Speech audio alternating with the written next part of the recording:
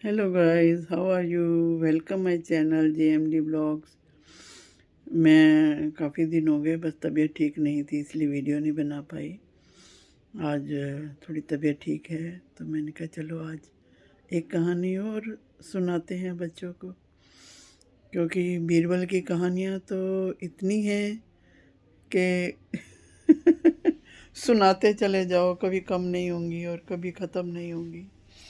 तो उसकी एक कहानी है बीरबल की खिचड़ी। वो बहुत ही फेमस है और काफ़ी लोगों ने सुनी हुई है, काफ़ी बच्चों ने भी सुनी होगी। तो मैं वही खिचड़ी की कहानी, बीरबल की खिचड़ी की कहानी आज आपको सुनाने जा रही हूँ बच्चों। अगर पसंद आए तो लाइक शेयर करना, और वीडियो को सब्सक्राइब नहीं किया है, मेरे चैनल को सब्सक्राइब नहीं किया है तो ज़रूर करना। मैं आज आपको ये बीरबल की खिचड़ी कहानी सुनाती हूँ। एक समय एक राजा अकबर और उसके एक बीरबल, साथ में मंत्री जो थे वो, और एक लाला जी, वो अपने बगीचे में घूम रहे थे। तो वहाँ एक उनका तालाब था। तो राजा चलते चलते उस तालाब में सीढ़ियाँ थी, ऐसे उतर के, जैसे आजकल वो होता है ना, स्विमिंग पूल होता है फ्लैट्स में, इसी तरह तब तालाब हुआ करते थे। और बगीचे होते थे बहुत सुंदर सुंदर, उसके बीच में तालाब होता था जिसमें वो कुछ सीढ़ियाँ उतर कर नीचे बैठते थे और ठंडे पानी का आनंद लेते थे, हवा का, ठंडी का। बहुत सुंदर बगीचे होते थे उस समय में। तो बगीचे के पानी को हाथ लगाया तो कहते हैं कि आज पानी तो बहुत ठंडा है, आज तो बहुत सर्दी है। लाला जी कहते हैं हाँ वाकई में आज बहुत सर्दी है। वो कहने लगे, अकबर ने कहा कि आज तो कोई भी बंदा, लोग जो है बाहर नहीं निकलना चाह रहे होंगे, क्योंकि पानी ऐसे लगता है जैसे जम गया है, इतना ठंडा पानी है। जैसे आजकल मौसम है, बर्फ़ पड़ती है कश्मीर वगैरह में, वहाँ बर्फ़ पानी जम जाता है, इसी तरह तब पानी, वो ना उन्होंने हाथ लगाया तो उनकी उंगलियां एकदम सुन्न हो गई और बहुत ठंडी हो गई। कहने लगे आज तो बहुत ठंड है, ऐसे में तो कौन व्यक्ति बाहर निकलना चाहेगा, कोई भी नहीं आना चाहेगा। लेकिन जो बीरबल थे वो कहने लगे कि नहीं महाराज, यहाँ आप गलत हैं। जिनको मजबूरी होती है वो कुछ ना कुछ काम के लिए बाहर निकलते ही हैं।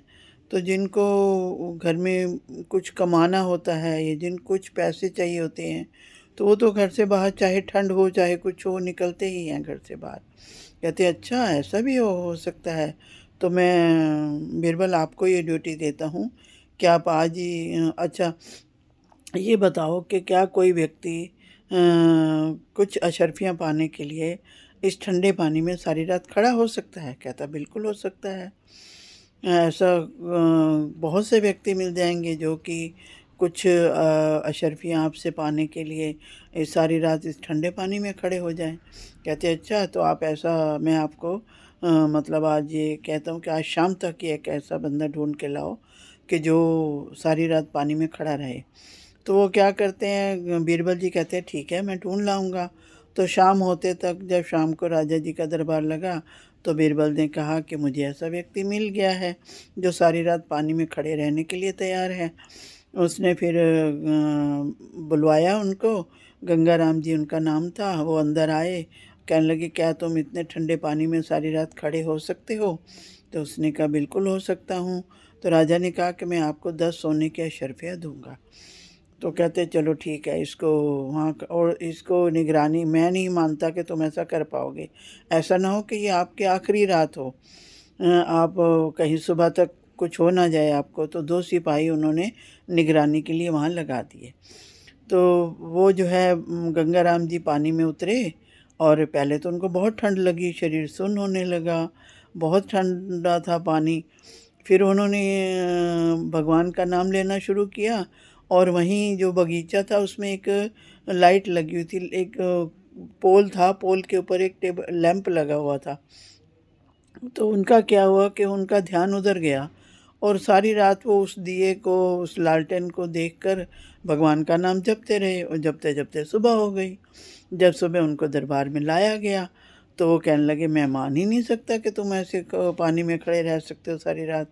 तो सिपाहियों ने भी कहा नहीं महाराज, ये सारी रात वहीं खड़े रहे और सुबह होते ही ये बाहर आए हैं, हम गवाह हैं इनके। तो उन्होंने कहा नहीं, कोई तो रीज़न होगा जिसके कारण तुम वहाँ खड़े रहे। उन्होंने कहा महाराज रीज़न तो कोई नहीं है, लेकिन मैं जो है आपके ही बगीचे में जो एक पोल पर लाइट टंगी हुई है, लगी हुई है, तो मैं पहले तो बहुत ठंड लगी मुझे, फिर मैंने उसकी तरफ जैसे ही देखा तो मैं बस उनको उसी को देखता रह गया और भगवान का नाम जपता रहा। बस उसमें ही मेरी सारी रात निकल गई। कहते अच्छा तो तुझे उससे गर्मी मिल रही थी इसलिए तू उससे खड़ा रहा, तो अब तू इनाम को तो भूल जा, तुमने बेईमानी की है, तुमने ये जो है काम ठीक से नहीं किया है। वो बड़ा मायूस हुआ और चला गया घर। मगर बीरबल ने कहा कि नहीं, आपने गलत किया है, वो सारी रात पानी में खड़ा रहा है। तो इतने में राजा ने कहा कि आज बीरबल को कहा कि तुम ये शर्त हार गए हो, इसको कोई इनाम नहीं मिलेगा। इसने वहाँ खड़े हुए उससे इसको गर्मी मिलती रही और इस कारण इसने ये खड़ा रहा वहाँ। तो बीरबल से पूछा कि आज ईरान के राजा को जो तोहफ़ा देना है उसका सोचना है, तो आपने क्या सोचा? बीरबल कहने लगे कि मुझे महाराज थोड़ी देर के लिए घर काम है, मैं हो आऊँ फिर आता हूँ, फिर देखते हैं। तो वो घर चला गया। घर जाके उसने क्या किया कि दोपहर तक मैं आ जाऊंगा। जब दोपहर तक नहीं आए तो राजा ने एक नौकर को भेजा कि उसको बुला कर लाओ, वो आया नहीं है। फिर वो कहने लगा, वो आ गया तो वो फिर नहीं आए बीरबल जी। फिर दूसरे सिपाही को भेजा कि आप जाओ, क्या बात है, बीरबल अभी तक आया नहीं है, क्या कर रहा है वो घर, अभी तक उसने खाना नहीं खाया।